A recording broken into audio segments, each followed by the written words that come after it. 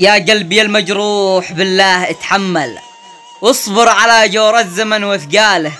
صبر الجمل لا شال ما هو أثقل، ما يشتكي مهما تجور أحماله. حنيت من صدري حنين الجرمل، حنين من خابت جميع آماله. على بشر فيها الوفاء قد كمل، بتصاحب الصاحب لكثر أمواله. شوف أكبر التجار هايل ما شل الكفن يا ذاك وشل أعماله. الله يرعى كل شخص تجمل، كسب الجمال جيمة الجماله. صاحب الرجال ذي ما يفسل، في صاحبه مهما تزيد أمواله. الجيد يبقى جيد قدره مثقل، رجال وفي ما يعرف المرفاله. والفسل يبقى فسل مهما تمرجل، ونعزها الرحمن يهن بأعماله. ونسأل الرحمن أن لا يجعل حاجاتنا من شخص أو نوطاله.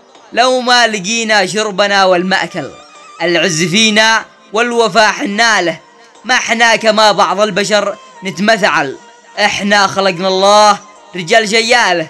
ما نترك الصاحب لوحده مهمل، ولا نعرف الضحكة ولا المرفاله.